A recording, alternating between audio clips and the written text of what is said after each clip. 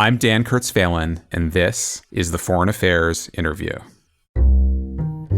If you want to have a productive relationship with Trump, you need to win his respect. And you're not going to win his respect by just being another sycophant. I see Mr. Trump not as an aberration, but perhaps as a return to the norm. With Donald Trump about to return to the White House, leaders around the world are bracing for what could be a significant realignment in American foreign policy and trying to prepare their own country's response. In a special two-part episode, I spoke to two policymakers who have grappled directly with the disruption that may come in Trump 2.0. Malcolm Turnbull, who was Australia's prime minister during Trump's first term, shares his lessons about how leaders can most effectively engage the new administration. And Bilahari Kausikan, one of Singapore's most seasoned diplomats and analysts, considers what Trump's return will mean for Asia. Together, these conversations offer a window into how global leaders are approaching a period of potential turmoil and an unvarnished guide to power politics in an era of American disruption.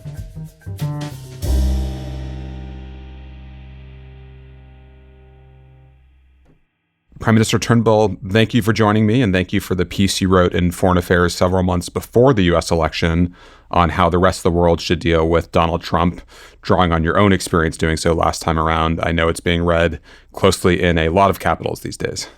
Oh, that's good. Well, thank you. As I said in that piece, last time Trump was elected, there were two big misapprehensions that were almost universally made. The first was that he would be different in office than he was on the campaign trail. And everyone made that mistake. Xi Jinping said to me that he thought, the administrative system would institutionalize him and the wild rhetoric on the campaign trail would not be reflected in government. Well, of course it was. And in some respects, it got even wilder. So I don't think anyone will make that mistake again. The second mistake that was widely made, and I think will be made again and is being made again, is that the way to deal with Trump is to suck up to him and just lavish him with flattery and sycophancy and so forth. And that is a major mistake because the only people he respects are people that stand up to him. He is a classic sort of bullying, narcissistic personality. That's like saying the Pope's a Catholic. It's pretty obvious. And the reality is if you suck up to bullies and grovel to bullies, all you'll get is more bullying. So this mistake is being made again. And I mean, in spades, the cavalcade of supplicants going to Mar-a-Lago to bend the knee and kiss the ring of Donald Trump is quite a sight to behold. Well, I want to draw you out on that bullying and flattery point especially, but maybe it's worth just going back to this moment 8 years ago when you'd been prime minister for about a year at that point, I believe, a little over a year. Yeah, that's about right, yeah. And you were preparing for Trump 1. In the piece, you are pretty unstinting in your criticism. The piece you wrote for Foreign Affairs, you talk about the, quote, powerful narcissistic self-belief, and you talked about him as an effective and relentless gaslighter, so you are certainly not pulling your punches. But as you kind of think back to what you were expecting 8 years ago and what those early interactions were like, what were your expectations and how were those confounded or not in those first interactions with Trump? Well, look, I had never dealt with Trump in business, but I knew a lot of people that had, and I knew his type, which is the big bullying billionaire, who thinks he's got the answer to everything, filled with self-confidence. I mean, it's a type. And I'd worked with and against many people like that in my business career. So my first sort of run-in with Trump was pretty early in the piece, in fact, very early in the piece, not long after he was inaugurated. I had a call with him in which I wanted to discuss a refugee resettlement deal that I had done with Obama. When I say a deal, I actually mean a written agreement, signed agreement between the Commonwealth of Australia and the United States of America. So it wasn't a political handshake or a nod and a wink. And this was to resettle up to 1,250 unauthorised immigrants or asylum seekers who'd sought to get to Australia in the US, and in return for that, we were making similar accommodations for the Americans. So it was a bargain. Anyway, we had every indication that Trump would abide by it. including, through people like Stephen Miller and so forth. And then just before the call, Mike Pence rang my deputy, and Michael Flynn, General Flynn, rang my national security director, and they both said the president is not going to go along with it. The Prime Minister should not raise it. Well, naturally, I had to raise it because it was very important. And we had a huge row, which became the subject of a lot of media commentary because details of this rather, incendiary conversation was leaked, and at one point a redacted, thankfully, transcript of it was leaked in Washington. Can I just ask you to expand? When you say a huge row, you mentioned he had a temper tantrum. Well, he was furious. And he said it would kill him to go along with this, and he was very aggressive about it. And, I said, well, look, we have a bargain. We expect you to honour it. You're like a new CEO. You've inherited a contract you don't like, but you've still got to honour it. And Donald said, oh, you're a businessman. You must have reneged on deals in the past. And I said, no, that's not the way I roll. So it was a tough call, and he was furious and ended up with the call saying it was the worst call he'd had all day. It was worse than talking to Putin. But the important thing was he started off the call saying, no way, Jose, I'm not going to go along with this. And he ended up saying, yes, but I'm pissed off, basically. It's where he got to. But the important thing was that by having this row and standing up to him, I won his respect. And we got on very well after that. And the next meeting we had was very cordial, and we had some very constructive discussions. I was able to persuade him not to impose tariffs on Australian steel and aluminium, and that was a very rational, transactional discussion. And look, we had a lot of discussions about trade, and I was able to point out to him that America had the best deal with Australia possible. We have a free trade agreement with America. They have no tariffs, no quotas, no barriers to investment, and they have a big surplus. So they literally, the US could not get a better trade deal with Australia. You literally could not improve it. And so in those circumstances, putting tariffs on our exports to the US is just completely self-defeating from America's point of view. By the time I became Prime Minister, I was 60, and I was 50 when I went into Parliament. I'd been a businessman, partner of Goldman Sachs and so forth. So in that sense, I had something in common with Trump, I suppose. But the bottom line is, the fundamental thing is that if you want to have a productive relationship with Trump, you need to win his respect. And you're not going to win his respect by just being another sycophant, because he's surrounded by them, right? You see, if you're a foreign leader, you can't be sacked. I mean, if you're working in the Trump White House, if you're being insufficiently solicitous, I suppose he can sack you. But if you're the leader of a foreign country, he can't do that. Although he may get Elon Musk to try to meddle in your affairs like he is meddling in the political affairs of Germany and the UK at the moment.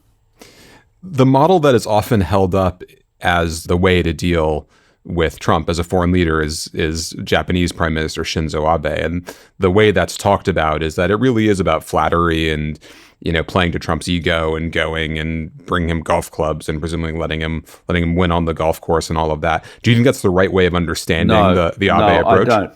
No, I absolutely do not. And I like Shinzo Abe and knew him very well, worked very well with him.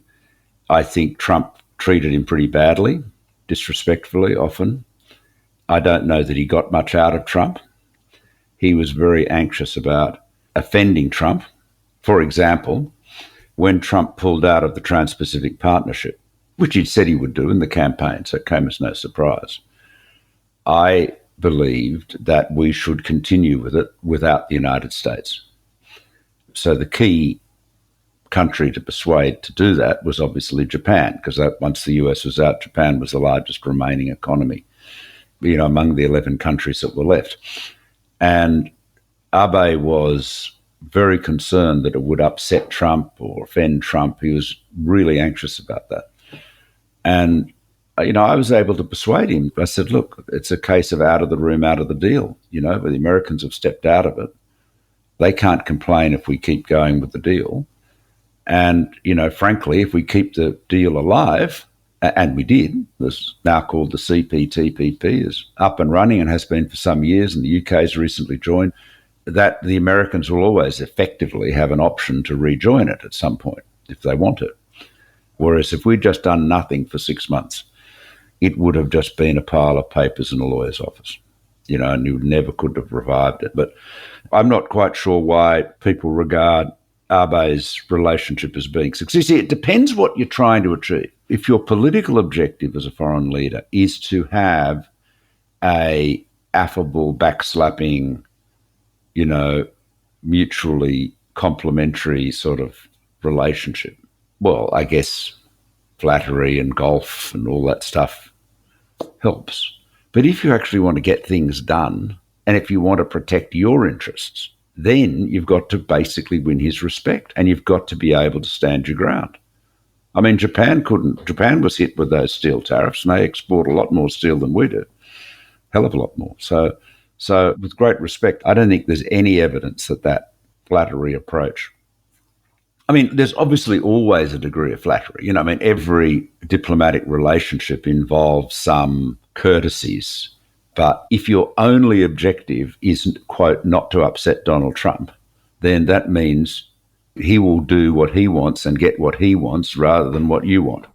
Another leader that's been quite interesting to watch in the last few weeks is the relatively new president of Mexico, Claudia Sheinbaum, who has basically kind of given back to Trump what he's given when he's kind of talked mockingly of renaming the Gulf of Mexico the Gulf of America.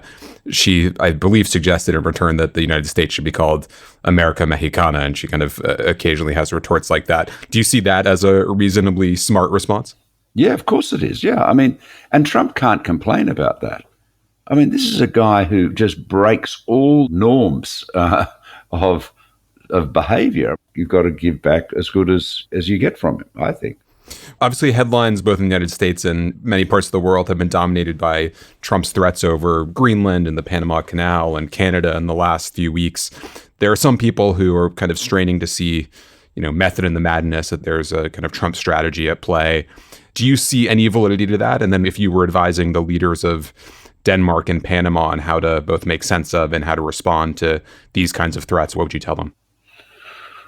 Well, the first thing I'd say is that these kinds of threats are hugely damaging to the United States and to the world. I mean, we are saying to Xi Jinping, you must not use force to, incorporate Taiwan into the People's Republic of China, right?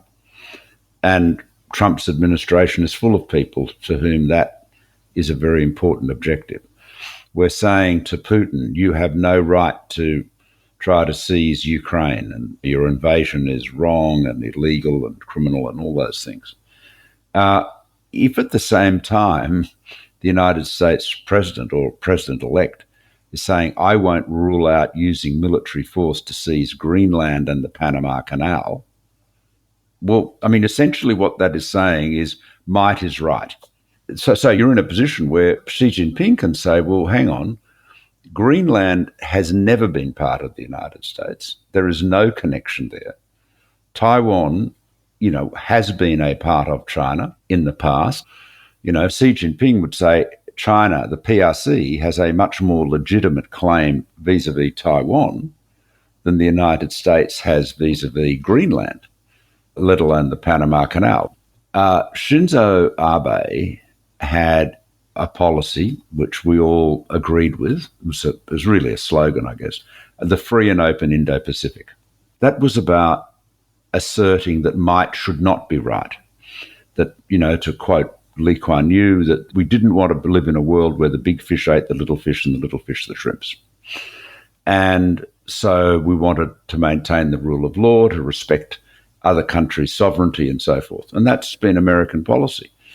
But how good does that look when you're threatening allies, anyone, but let alone allies, with actions to seize parts of their territory?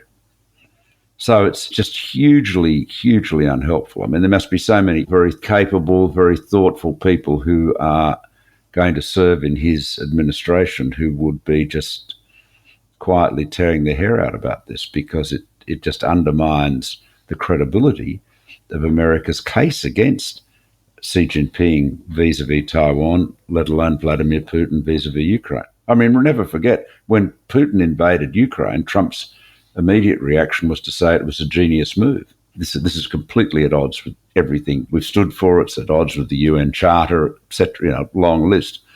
But you've also got to ask yourself the question, how does that play out when the United States is not the only superpower? The case America has been making, the moral position America has been advancing, obviously inconsistently and, not always effectively, but its whole message of respect for sovereignty, rule of law, etc., is being undercut by this. And we can't kid ourselves about it. It's striking to hear you say that, because one message that has been, you'll hear quite frequently, both in the last few weeks and also during Trump's first term from non-Americans as an American, is some version of, yes, Trump is certainly a divergence from the norm, but when you look past the rhetoric, it's not quite as sharp a divergence as you all like to think, because, sure, most Americans have kind of gauzier, more moralizing rhetoric, but in fact, the policies aren't that different. But I'm gathering that you do not agree that Trump is in many ways in line with that tradition. There is a lot of wishful thinking, right? I mean, I remember the APEC meeting in Lima in the end of 2016. So this is November 2016. Trump had been elected the first time, and that's all that anyone was talking about. Obama was there. It was his last big international conference he attended at the end of his term. And I remember Michelle Bachelet, Chilean president, became tired of people quoting Mario Cuomo's famous saying, we campaign in poetry and govern in prose. And, this was the proposition that Trump would be different in office than he was on the campaign trail. And Michelle said, well, there wasn't a lot of poetry in that election. And she was, like me, was skeptical about this proposition. But, we now know that he is not a conservative. This disruption, this view of the world is not a bug, it's a feature of the MAGA approach. And so you're getting back to that famous, notorious dialogue in the Thucydides history, where the Melians are begging the Athenians to be fair and recognise justice and leave them alone and so forth. And the Athenians say, you've got to recognise that in the world, justice is found only between equals in power. As to the rest, the strong do as they will and the weak suffer as they must. Well, can you even argue that that is not Donald Trump's view of the world? I think it's very clear that that's how he sees it. That's why he admires strong men, whether it is Xi Jinping or Vladimir Putin or, at a smaller scale, Erdogan, Orban. So there is no point trying to kid yourself that this is not a big deviation from American values and American policies. You referred back to the great story you tell in the piece about your conversation with Xi Jinping and at that APEC meeting in 2016. Yeah. You've spent a lot of time in the room with both Xi Jinping and Donald Trump. How do you expect the Chinese will respond to Trump this time around? What's your sense of what they're thinking, how they'll react to Trump's threats, and how you expect that dynamic to play out? Well, they'll be pragmatic and transactional. I mean, they're dealing with a known quantity now. So initially, Xi thought, well, he's a businessman, he's a property developer, it's going to be a more conventional transactional approach. They'll feel the relationship out initially, see how it travels. Trump is riding very, very, very high at the moment. But, there are midterm elections, in 2 years, less than 2 years.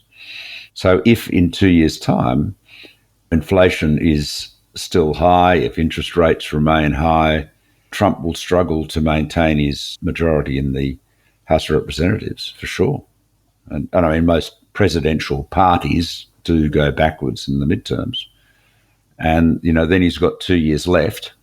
He starts to look like a lame duck. So he's really got 2 years to really do as much as he can. That's when he can be sure of having maximum power. So if he wants to be disruptive and affect big changes, he's going to have to do it now. And if you were Xi Jinping, you would look at this with a fair degree of confidence that you could weather it okay, despite all the challenges China faces now? Well, I think so. Yes, I do. I mean, China is a powerhouse. It's got this massive trade surplus. It's got excessive production, which it's endeavouring to export, whether it's electric vehicles or solar panels, whatever. But I mean, China is now it's so far ahead of the United States in industrial capacity. I mean, look at shipbuilding.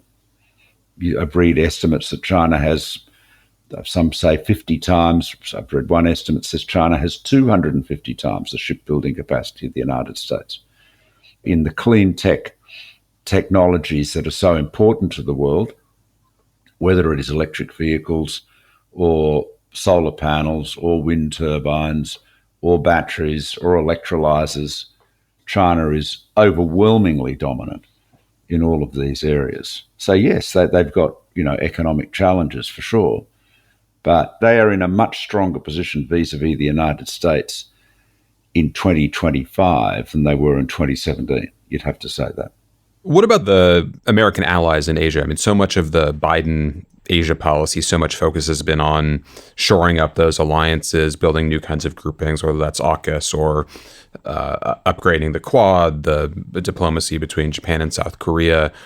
Do you expect Australia and other allies of the United States in the Indo-Pacific to hedge a bit more? Will that be an opportunity for China to gain greater traction? Well, I think some of them will. Australia is probably least likely to do that. But I just make this observation. When Trump was first elected, he was erratic. He upset allies. He threatened to walk away from or qualify long-standing alliances, demanding allies pay more money or suggesting he mightn't be bound by alliances and so forth. He was deliberately designing to rattle and unsettle America's allies. And he seemed inconsistent and erratic. Now, Xi Jinping, I think, in that first Trump administration, missed a big opportunity because that was the opportunity for China to be everything that Trump wasn't, to be consistent, to be steady, to be respectful, to play a very calm approach. Now, obviously, there are a lot of other things going on, not least of which was the pandemic. But China instead, under Xi, adopted a more aggressive foreign policy, with attempted economic coercion of other countries, including Australia, which completely backfired, did not work at all, and they've rolled it back now, naturally. And, you had the wolf warrior diplomacy, so-called, which had the predictable outcome of just alienating people. So I've always found the Chinese leadership to be very pragmatic and instrumental. And if a course of action is not working, they will reverse it and do something different. Now, they've obviously got to find a way of, having an elegant dismount and off-ramp, and, they've got to manage that. But I think China will not make the same mistake in the second Trump administration as they did in the first one. But, again, if our case against China is to say you should not interfere in the affairs of other countries, you should not seek to use grey zone operations to undermine political stability in other countries, you should not threaten to use force to, incorporate Taiwan, how do you reconcile that with what Trump is saying about Greenland, about the Panama Canal, what Musk is doing in the UK and now in Germany? So, if you say the world through the lens of Putin and Xi Jinping is a might is right world, okay, and that was a point of distinction, Donald Trump is projecting the same worldview, and that's going to be unhelpful. One thing that was disquieting in reading your piece, it was disquieting to realize that, so much of the Turnbull playbook for allies and partners of the United States, at least, requires having a pretty strong and self-confident and assured and politically secure leader in government. And when you look around at so many of those countries now, there are weak governments, there are people on their way out, whether that's, France or Germany, Labour in UK, the Japanese government, the chaos in South Korea. It does not look like a kind of global landscape where you have a lot of allies and partners of the United States who can kind of speak truth in a way that you think is good for both the U.S. and for the system more broadly. No, that's absolutely true, Daniel. And the other thing that is very different is from between 2017 and now is that Trump is de facto leading a global populist movement. And so he has his supporters and admirers, whether it is Le Pen's party in France or whether it's Nigel Farage's party in the UK, or I can't attribute this to Trump, but certainly to Musk, AfD in Germany. So that right-wing populism is seeking inspiration from Trump and Trump's example.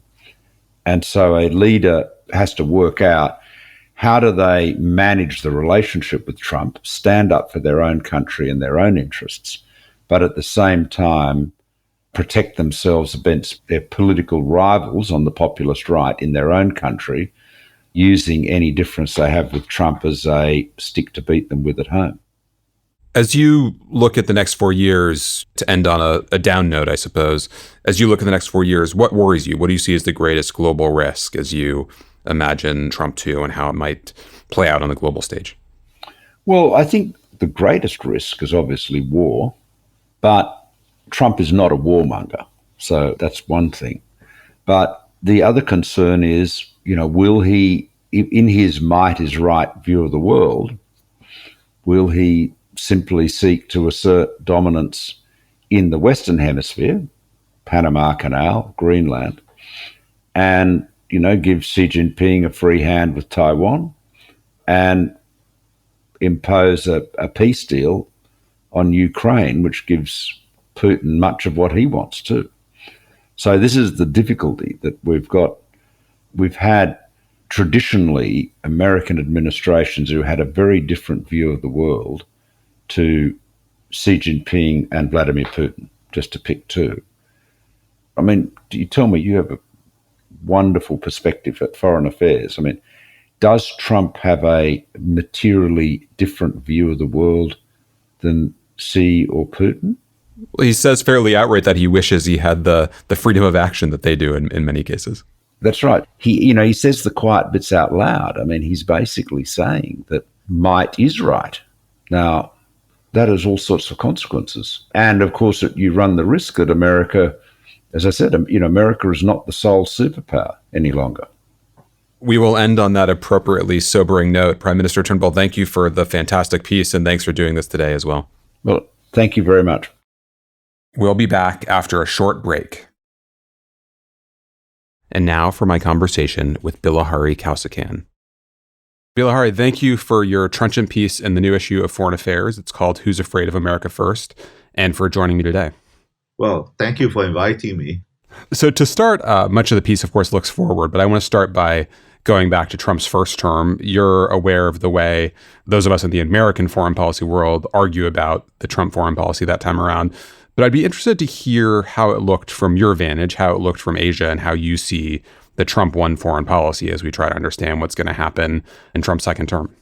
Well, I have been personally dealing with America in various capacities as a graduate student, as a young diplomat in Washington and so on for more than 40 years, coming 50 years. And it seems to me that the people I know best in America, my American friends, regardless of whether they're Democrats or Republicans, they are upset primarily because it has occurred to them that Mr. Trump does not share their values.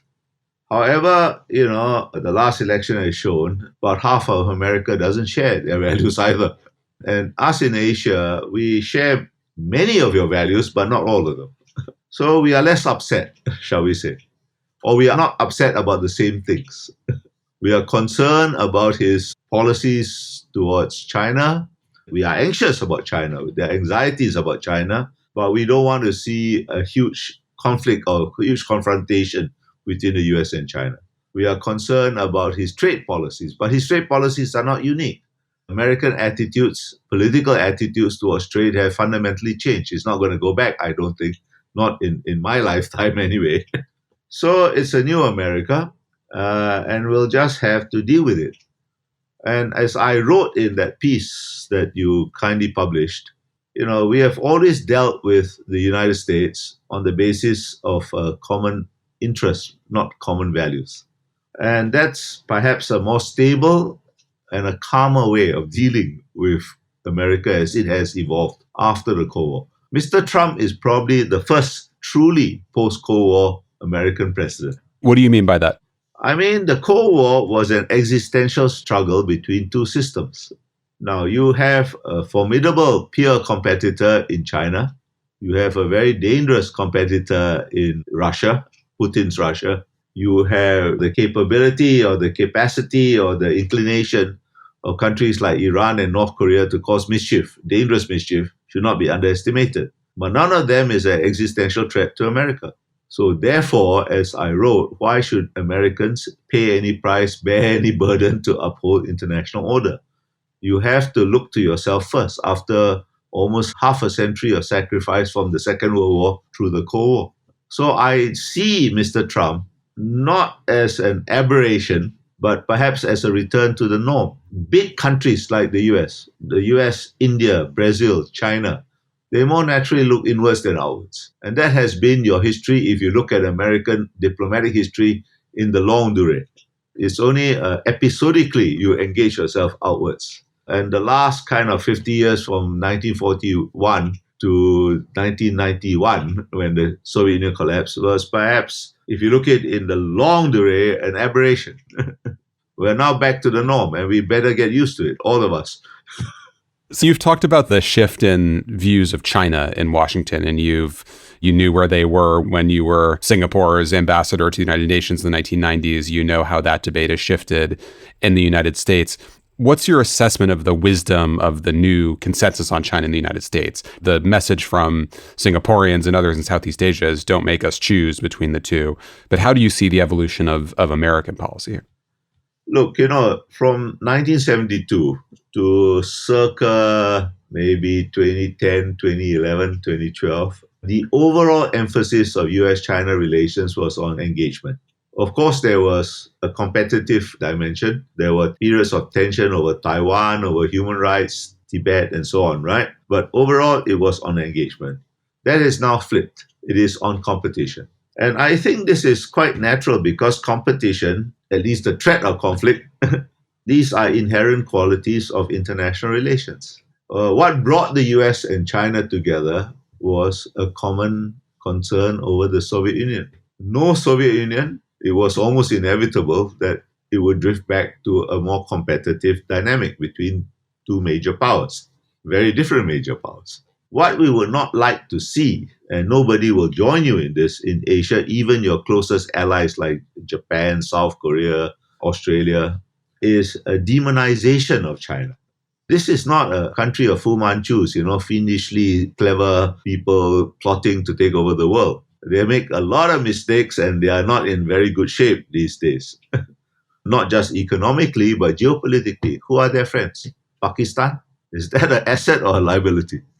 Cambodia, big bloody deal. Laos, a big deal. Russia, is an asset or a liability?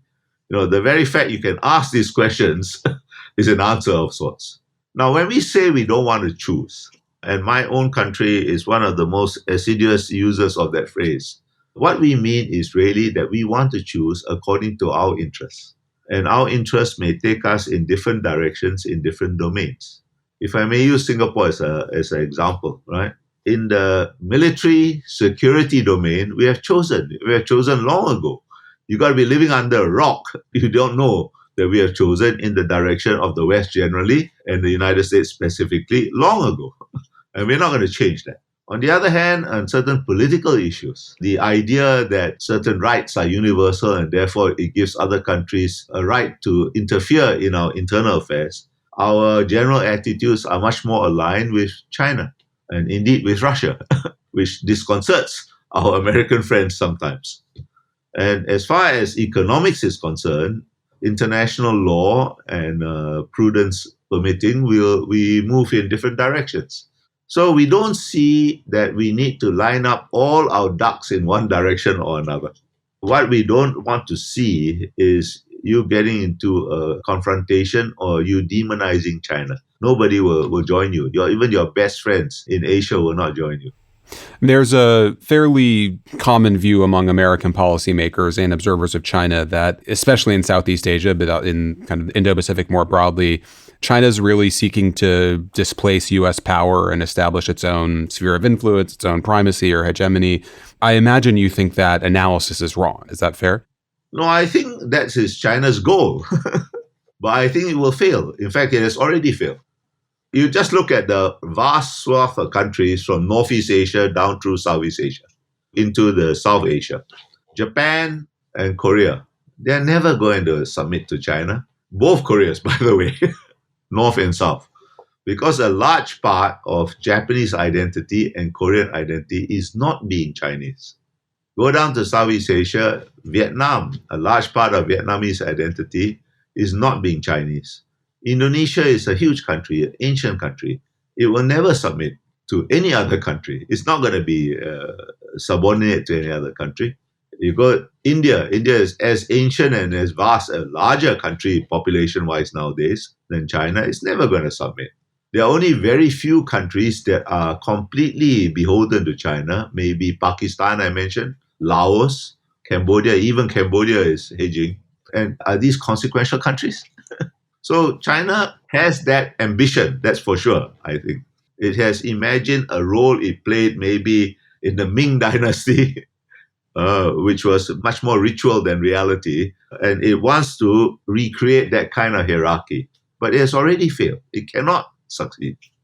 So let me turn to one of the core arguments of the new piece, which is really that Southeast Asia especially and Asia more broadly have been dealing with the kind of transactionalism that characterizes the Trump foreign policy for some time and have learned how to navigate it. You know, you write, to quote you, Asian countries are more accustomed to Trump's transactionalism, and their experience holds important lessons for other U.S. partners and allies as they adjust to Washington's recalibration of the way it works with the world.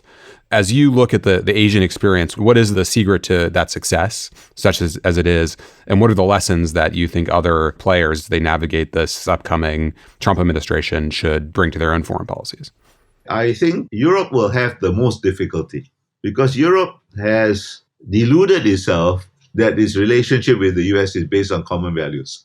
That commonality is much more in the European mind than in American minds. And they are going to have a big problem. I think Mr. Trump is not wrong that Europe has been a free rider as far as security is concerned for a very long time. And it's about time they woke up, and they have woken up thanks to Mr. Putin. Asia has always been, shall we say, transactional in its dealing with America. We need America. America is a vital part of any balance of power in Asia. Without America, there is no balance of power, and we don't expect you to do this as a favor to us. You're doing it in your own interest. And therefore, when we will calculate the balance of cost and benefit in any particular issue, and if the balance comes out right, we'll do it. If it comes out wrong, we won't do it. And most times it comes out right. Comes out right meaning on the side of America, because there is no substitute. It's indispensable as far as maintaining a balance of power vis-a-vis China. There is no combination of Asian powers that can balance China without America in that equation. That's the hard fact, and I think all of us know it, even those that pretend to be non-aligned. To go to some of the risks of a second Trump administration that you get to in the piece, I mean, one of them is a real sharpening or intensification of U.S.-China competition to the point where the ability to hedge in the way that many of these powers have and the way Singapore has would become more challenging. Lay out that scenario. What would be a kind of worrying escalation in U.S.-China competition that might complicate it, and what would that mean for Southeast Asia and Asia more broadly? There are two extreme scenarios which are bad for all of Asia, not just Singapore. One is if there is a US-China condominium, if there is some kind of a spheres of influence deal. I don't think that's very probable. In fact, it's completely unlikely, but that would be one very bad scenario. Because in that kind of scenario, you have no agency. You have no room to move whatsoever. The other scenario is, of course, conflict, war. Again, you have no room to move if there's a war. That is also not very likely because of the nuclear factor. Nuclear deterrence does work. It kept the peace between the US and the Soviet Union for 40 years. And it's still keeping the peace. And I think it will keep the peace between the US and China. But between the extreme of war and extreme of condominium, there's a whole range of scenarios. And I think where things could get out of hand, the most likely flashpoint is actually Taiwan. We must not forget that the cross-strait relations has two sides. And I am right now a little bit more worried about the Taiwan side. I see a great sense of entitlement. You got to defend us. You must defend us because we are the only Chinese democracy in the world, and to boot, we have chips.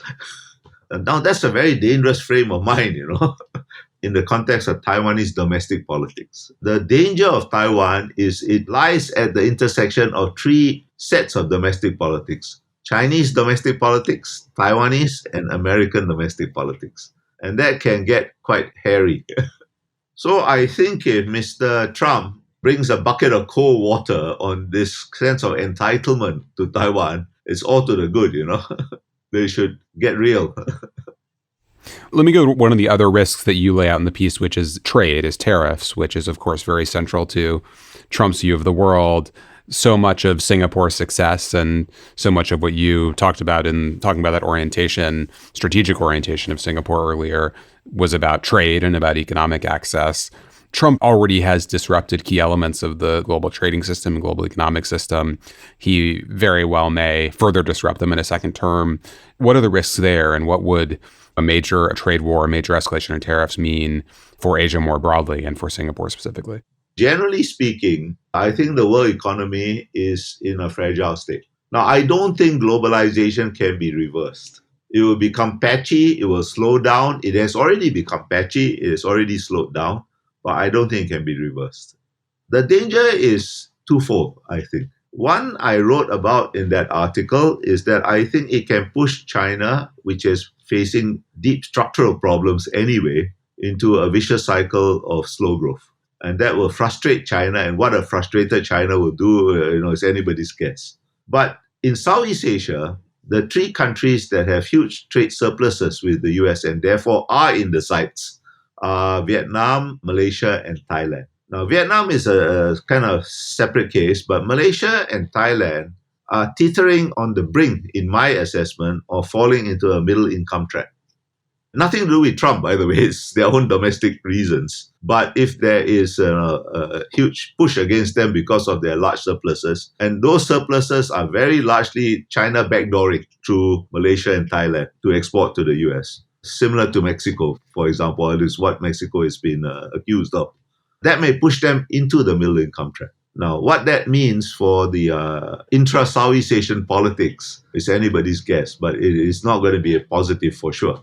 So the two worries is China gets locked into a vicious cycle of slow growth, which is going to face anyway, and in Southeast Asia, in our neighbors, get pushed into a middle income trap. And what does that mean for domestic politics, and what does that mean for Southeast Asian politics? That's my concern. And generally speaking, of course, I think the world economy is in a pretty fragile state. The big drivers of the world economy, China is not in good shape. Europe is not in good shape. The only big economy that is in good shape is the US, actually. And frankly, all the things that Mr. Trump says he wants to do, and of course we have to take that with a certain pinch of salt, tariffs, immigration, US dollar, and so on, these are all inflationary. So that's a big uncertainty. But, he has kind of backpedaled on some of these things already, begun to anyway. So I think he's not crazy. In fact, he's quite smart, not academically smart, but I think he's not crazy. So anyway, look, 4 years is not a long time. Let me go to a couple of other central issues in American foreign policy that you touched on in the piece, and to get your sense of what Trump moves in these areas might mean for Asia more broadly and for U.S. presence and U.S. leadership. The first of these is Ukraine. This is another place where Trump seems to be backpedaling a bit on the pledge to end the war in 24 hours. I think it's now a few months, and we'll see if that slips further. You've been both in the most recent piece and in other pieces you've written for us, you've kind of stressed that we shouldn't overstate the significance of the war in Ukraine for dynamics in Asia. That's, true above all when it comes to what lesson China takes from it when it comes to Taiwan. But You've generally kind of seen this as a case of Western myopia when it comes to the fixation on the global implications of the war in Ukraine. Can you lay out that argument? And if you imagine, a kind of Trump reduction in support for Ukraine, which is, one possible scenario, what do you think the implications of that when it comes to China and global dynamics around some of these security questions would be? Well, if I was sitting in Beijing, I would take two lessons from Ukraine. First lesson is the West is not as effete as I thought. Okay. And I hope they took that lesson. A corollary of that first lesson, West not being as effete as I thought, that Russia is not as great as I thought either. I don't think the PLA is prepared to adopt the kind of really horrifically costly in terms of blood and material tactics the Russian army has adopted in Ukraine. In fact, no other country would do that. And another corollary of that first lesson is that, if I was Mr. Xi Jinping, I would be looking very carefully about what my PLA generals have been telling me about my own capabilities. The first lesson is one basically of caution. The second lesson is, I better try to make myself as sanction-proof as possible. And that's very difficult because Russia is much less integrated in the world economy than China. All right, China is doing all it can, improve its relationships, economic and political, with the so-called global south. Big deal. Its most important markets are still in the global north. That's just a fact. And it's going to be very difficult for China to become more self-sufficient. Its attempts to rely more on domestic consumption, which has been going on for 20 years, much predate Mr. Trump, have not been very successful. Just as America's attempts to decouple from China have not been very successful and will not succeed. Neither will succeed. So these are the two lessons. Now, I think Ukraine, as I said, competition and therefore at least the possibility of conflict, these are inherent characteristics of international relations. And what is so unique about the Ukraine war, except that it's happening in Europe? Is it less horrific than the war in Sudan or the war in Congo or the wars in the Middle East? I don't think so. What is unique about Ukraine is that for the first time in quite a long time, not that long, by the way, because the Balkan Wars were not that long ago, 30 years ago, for the first time, white people are killing white people. Not happened for quite some time. That is the only unique thing about the Ukraine war. I mean, to put it very crudely, yes, it's not nice for one country to invade its neighbor just because I don't like your face, right? And all these principles, yeah, true. That's all true. But it's not unique. Has happened everywhere else for a long time. It's never stopped happening in different scales. But this is just happening in Europe. And why should Europe be exempt?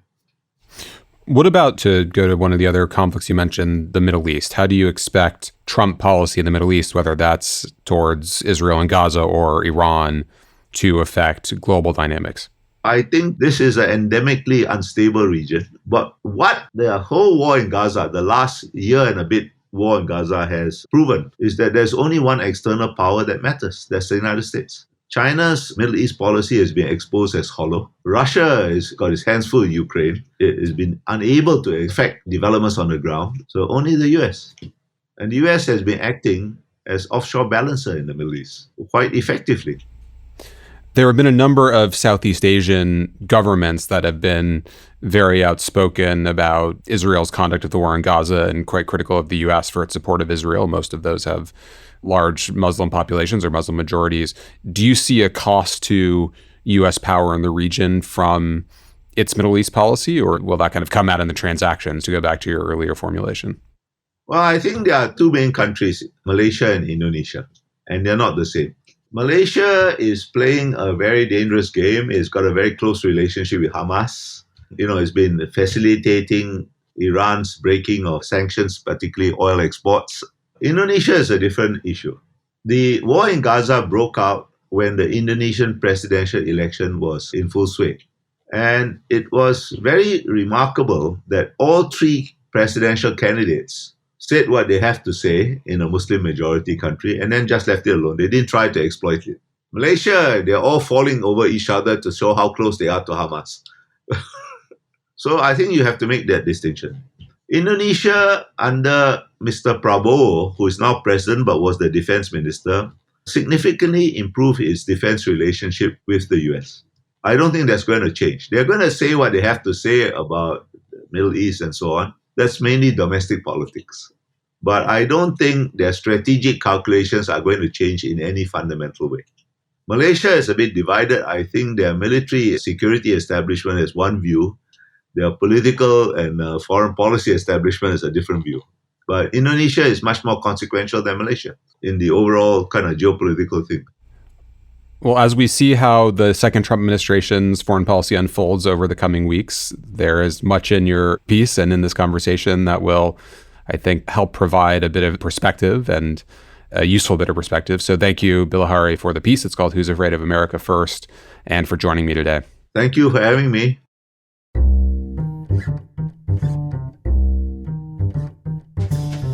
Thank you for listening. You can find the articles that we discussed on today's show at foreignaffairs.com. The Foreign Affairs interview is produced by Julia Fleming-Dresser, Molly McEnany, Ben Metzner, and Caroline Wilcox. Our audio engineer is Todd Yeager. Our theme music was written and performed by Robin Hilton.